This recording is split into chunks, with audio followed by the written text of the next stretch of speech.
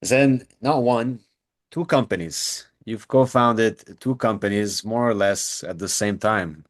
So I'm just curious about how you jumped into entrepreneurship because you've had an interesting career. You were you were doing quite well, and then you get into an accelerator, and then you start. You have the first company, the second company. I think there's like 7 months apart. So can you just tell me the mindset behind it and why you decided to start both of these companies? Yeah, so definitely, I think, my background is in physical therapy, right? And we first started back in 2021 in the space of physical therapy. And especially, what we wanted to do was to help people in pain to match with the best health professionals. Because I was in just in the space of health, and so many people with different types of pain, back pain, neck pain, and all these kind of pain, and I wanted to find a better way to connect them with the best professional, right, to solve their pain. And that was the big idea. So that's how we first started. It was like that was like Hecka Health back in the days, right? And this is how it started. And then later on, we did a rebranding for and this is the name that we're still actively going by here at Paper Minds. And the reason why we did that is because we felt that it was more kind of approachable as a name, and also the big concept and the big idea and philosophy was we really wanted people to put what's on their mind on paper, because the whole thing about connecting with people is to have really to understand, have an understanding of what's on their mind. And then with that, we can then help them with their problems. So it's all about that connection between two individuals. And this is the big philosophy that we now carry on with at Paper Minds with the art of conversation, how we better connect the customers with the brands or different stakeholders, whether it's customers or employees. And all of that is just through the art of conversation, because we really do believe at Paper Minds that conversations can solve real problems, and there's a lot of problems out there that just needs a better understanding. So that's why the name Paper Minds, put your thoughts on paper, and then we can have a conversation. And the beauty about now the technology and what we're able to accomplish is that with the scale and the help of AI, we can scale the number of conversations, empathetic one-on-one conversation that then can unveil all kinds of opportunities for different businesses. So, I mean, everyone understands, whether in business or in personal life, communication is critical. And so, do you feel like the real pain point here that people weren't able to correctly articulate what they were feeling, and you're trying to translate that so that the two parties really understand each other? Yes, 100%. That's one big part of the thing. And the other thing is just, a conversation like you mentioned just a little bit earlier when we are chatting, it needs to feel like organic, right? It needs to feel organic, it needs to feel human, and there needs to be a kind of empathy in the conversation for people to really resonate and to have this constructive dialogue. And the thing is, a lot of you know the things that have been built in tech is not conducive to these kind of conversations, right? And these are what I call like proxy conversations. It's just like, a verbal command, like Alexa, do this or do that, or like a Google Home. These are not real like conversation, but people kind of categorize this as like, oh, the category of conversational AI. And what we what we do at Paper Minds is a little bit different. We take more the humanistic approach of, okay, what is a true conversation? What is a true art of conversation? Because we all had, great conversations that made us feel like a certain type of way, that made us feel like, very good. And sometimes it's like negative emotions. So there's these all these kinds of emotions that can be generated in a conversation. And this is, throughout whether that's our, private life or at work, there's all these kind of different conversations that we need to be able to manage. And this is where, with the proper kind of technology and guidance, brands can leverage this art of conversation to better connect one-on-one with all the consumers. Because the big problem right now is you go on all these different websites, all these brands, it feels like disconnected. It feels like you're just, going through the motion, like nobody really cares about you. It's like, you call like customer service, it's like they just try to get rid of you like as fast as possible. And in fact, it's a metric, right? It's a KPI, like how fast can we kind of hang up, right? That's a KPI to call centers and things like that. And I think fundamentally, it's a very like anti-humanistic. This is not how like we as humans are kind of wired, right? When I think about a great conversation, I think about, a nice kind of summer terrace, I don't know, like in Paris, and then you share a meal and then just talk for like 3, 4 hours and like, you're not in a rush. That's a little bit what I think.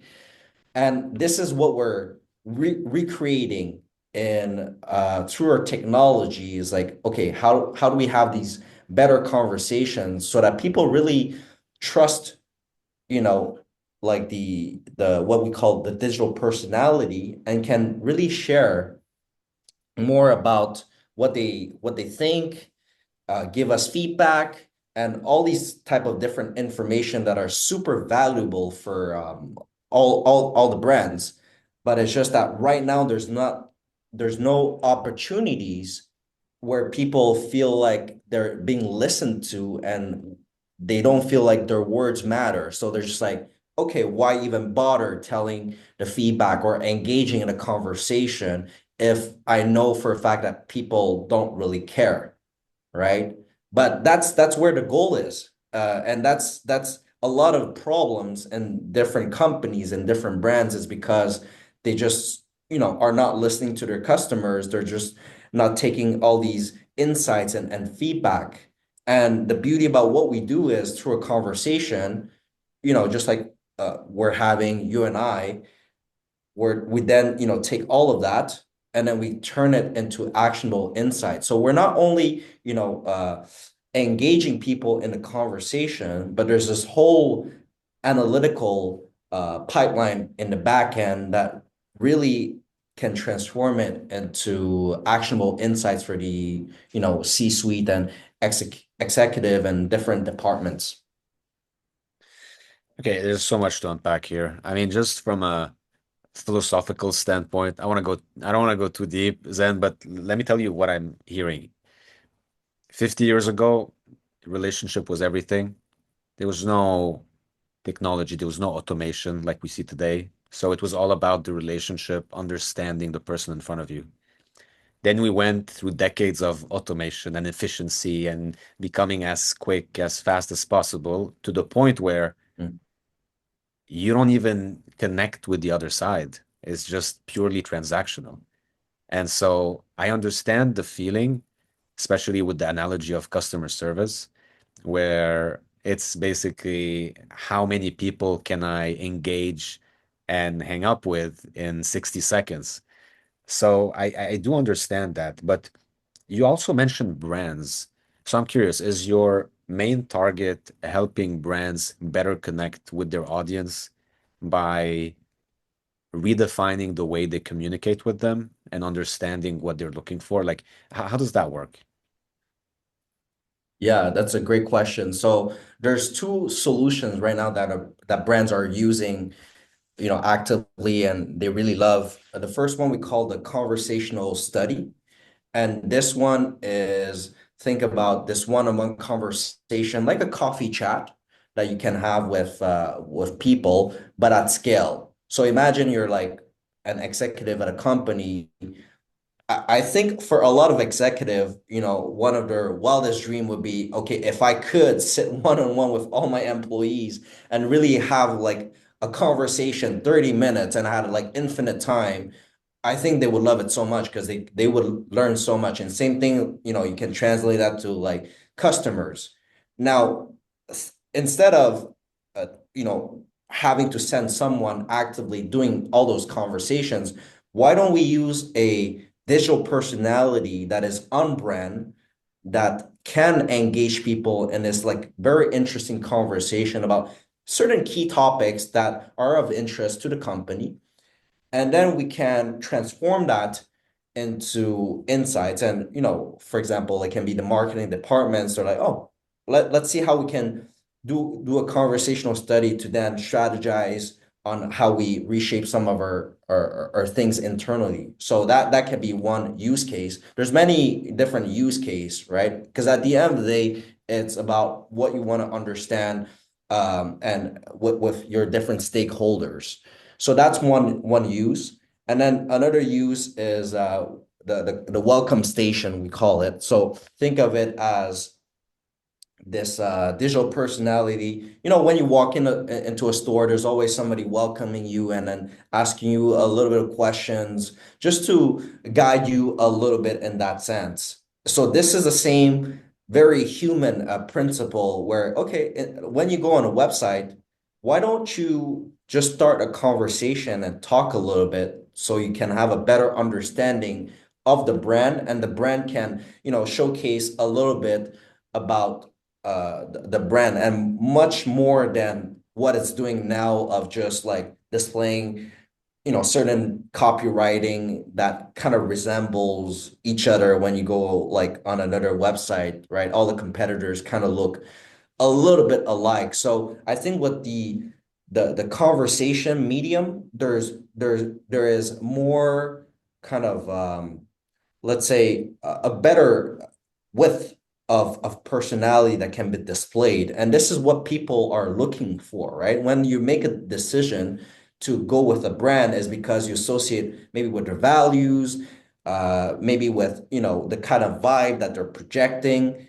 And this is why social media right now is so powerful, because they're able to recreate those emotions. They're able to spark these emotions. So the same emotions can be sparked through a conversation. And this is the human medium that we've been using for like thousands and thousands of years, right? And it won't change. So that's why we're really focused on tapping into this way of communication, this art of conversation. We're obsessed at creating better conversations so that people feel more connected when they have a conversation, and they don't feel like it's just a transaction. And you mentioned that, right now people look for speed, and like that was, in the past maybe decade, like that's what we really, love, right? Like the Amazon of this world's like, okay, convenience, speed, the Uber. So this is fantastic. But now I think people are onto the next part, which is, okay, they still want the speed, the convenience, but they want the personal touch of, I don't know, back in the 50s or 60s, when there was a more personable service. You go to like a restaurant, like people know you by name, like this kind of, if I wasn't born back then, but this is what I picture when I kind of see the films of movies of when that was that. So this is a little bit the kind of idea. Can we combine speed, um, plus the personalization and the connection at the same time? And the answer is yes. With the technology that we now have, this is for the first time possible. And I mean, that's very interesting, right? And this is the world where we're moving towards. Like you already see uh tens and thousands, and if not millions, of AI influencers coming, like via social media, and we don't know what's real, what's not real. And this is just the beginning, right? So, like people you know, kind of ask us all the time, well, is this, gonna stay? Is AI gonna stay? And like, are people gonna interact with AI? And the short answer is yes. I mean, we already sometimes do without knowing that it's an AI. Of course, at Paper Minds, we do tell people that it's digital personality because it's the right thing to do, and B, there's all sorts of regulation that needs to be respected for that. And people, they still enjoy it. They still enjoy the conversation, and that's great. We can still, even if we say it's an AI, like people still engage very much in the conversation, and sometimes surprisingly, they share even more than they would with a human.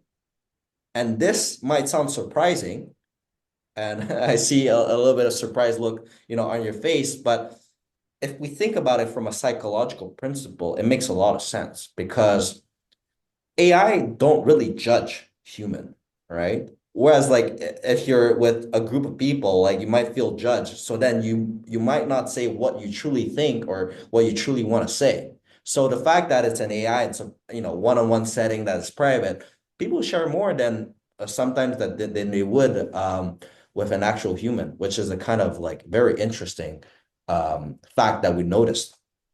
But I'm curious so far. You've been doing this for a couple of years. Where did you Mhm. gain the most traction?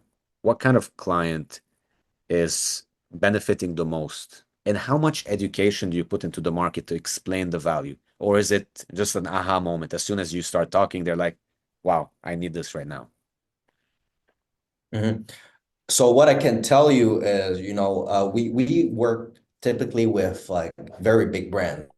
Some of these brands are on the stock exchange. I won't name specific companies, but I can name categories. Some are in the beverage industry, some are in the kind of airline industry, travel industry. So a lot of different, clients, very horizontal, very agnostic, industry agnostic. And the reason why is that conversations can solve a lot of problems across all different industries. And where we really shine is when there's kind of emotional tension that we need to surf in the conversation. Like we are mastering the surfing of like emotions, because what we say is emotions drive actions, right? When there's emotion, then there's something that we can kind of navigate and help either resolve or help move into an action to help that person. So that's where we really shine with our conversation. So any industry that is more geared towards having people with a lot of emotions, all kinds of different emotions, that's where we're like, oh, this is fantastic because we're able to kind of interact with that in the best way to help them continue this kind of emotions and bring them and help them solve different problems depending on the type of situation. Yeah, that's so fascinating. And you know what? I'm gonna end with this question. I'm a data guy, so at the end of the day, I'm going to ask you, in terms of KPIs, so you deploy this new, more human model that can have conversations based on a certain type of personality aimed at a certain type of customer or clientele. How do you measure the success and the impact it has? Is it the behavior 3 months later of the people? It's obviously not the length of the conversation. We just established that that's not the point.